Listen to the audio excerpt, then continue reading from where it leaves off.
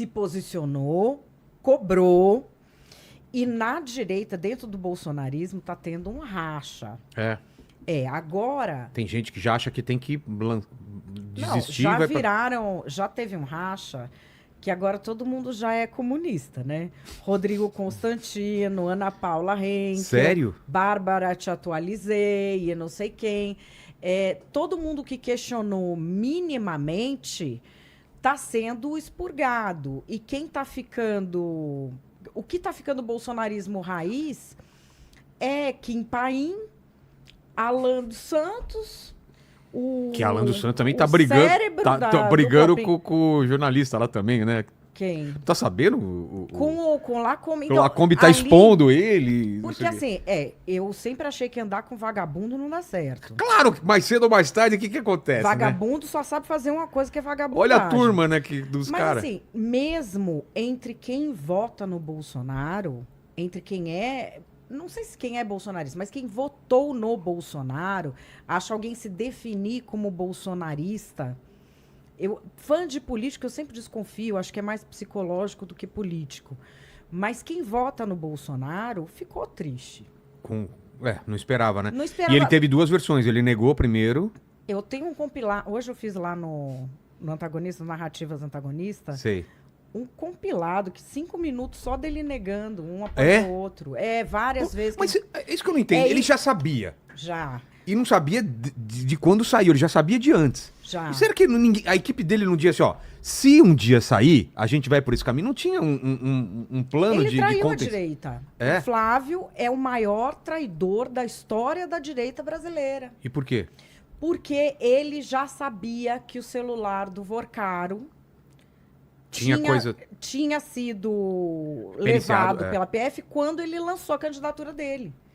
Ele lançou a candidatura sabendo que tinha o negócio do celular, que a federal pode vazar, a própria defesa do Vorcaro pode ter isso armazenado numa nuvem. Ele sabia que tinha. Ele não deixou a direita ter uma candidatura competitiva com apoio do Jair Bolsonaro, lançou a dele sabendo... E mentiu pra todo mundo lá dentro. Putz, então é isso que tá pegando, então. Isso seria interessante ouvir o Kim como falando. Tá repercutindo isso no Congresso, né? Como que tá repercutindo isso? Dentro da base bolsonarista, assim, ninguém tem coragem de falar publicamente, porque como o bolsonarismo é uma seita em que se você coloca o pezinho fora para qualquer crítica, mínima crítica que seja, você é destruído politicamente. Então, assim, em regra, os bolsonaristas, eles... dependem 100% para se eleger, para ter relevância, do apoio ao Bolsonaro. E assim, todo bolsonarista que eu conheço tem críticas a fazer ao Bolsonaro. Alguns deles mais, outros menos. Mas nenhum deles faz publicamente, porque o bolsonarismo tem essa característica de seita, de destruir e de tratar como traidor qualquer um que tenha uma crítica pontual, qualquer um que tenha um mínimo de discordância. Inclusive, quando saiu o Partido Missão, um deputado bolsonarista veio falar para mim o seguinte: Kim, eu tô com inveja de vocês.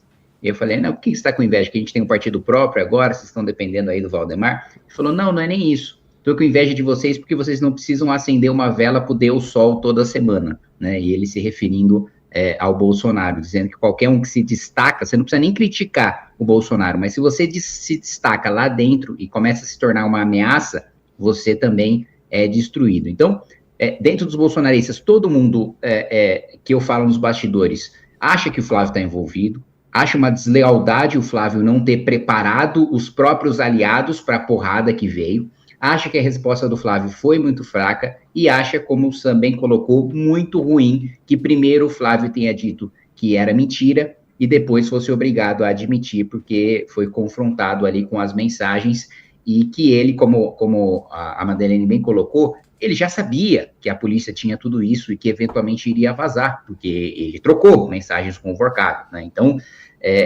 tudo isso causa um mal-estar muito grande no bolsonarismo, que já estava abalado, principalmente a alta cúpula ali do Centrão, que é aliado do Flávio Bolsonaro, já estava muito abalada com a busca e apreensão do Ciro Nogueira e com a eventual prisão do Ciro Nogueira, que é um dos principais líderes do Centrão, é um cara que está aí envolvido em escândalo desde que eu era criança. E agora, com esse batom na cueca do Flávio Bolsonaro, e também agora do Eduardo Bolsonaro, com o advogado dele sendo gestor tanto do fundo que administrava o recurso que recebia do Vorcaro, como de outro fundo que comprou a casa que o Eduardo morou, tudo isso foi um baque muito grande e que gera uma insatisfação grande dentro do bolsonarismo. E eu acho que esse silêncio dos bolsonaristas em relação ao Flávio, né, ou passada de pano pública, tem gente que prefere ficar quieto, tem gente que está se posicionando repetindo o discurso do Flávio. Mas eu acho que isso tem prazo de validade. Por quê? Quando o Bolsonaro morrer, não existe mais uma figura... Você está desejando a morte do Bolsonaro. Foi isso que eu entendi, né, Madá? Não do Bolsonaro morrer. Por que do nada você falou isso? Aproveita que você está aí com 2 jornalistas e peça aulas de interpretação, seu desgraçado. Só quis fazer um corte aqui, desculpa. Só quis fazer um corte.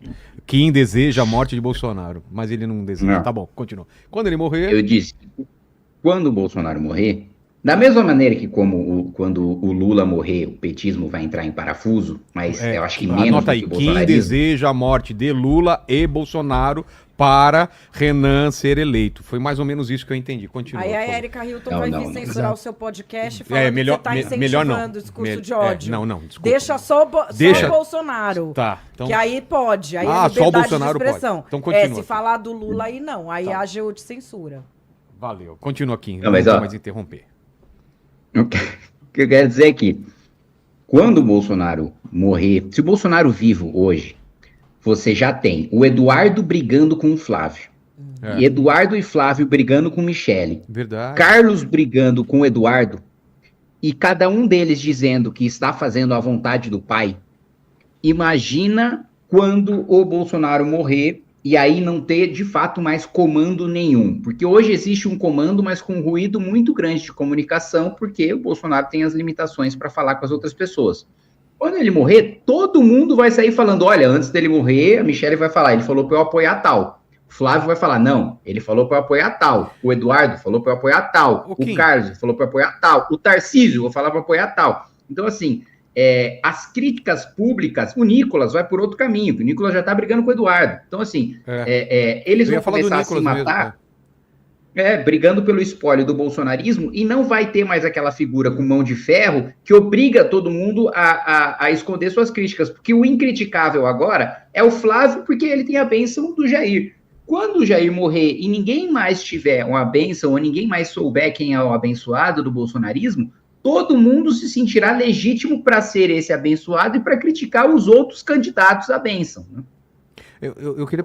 O Sam, você sentiu isso também? Porque quando eu entrevistei o Flávio aqui, me deixou claro que é o que o Kim falou. Ele tinha a bênção do... Assim, o Eduardo queria uma coisa, a Michele quer outra, mas aí chegou o Bolsonaro e falou, não, é você...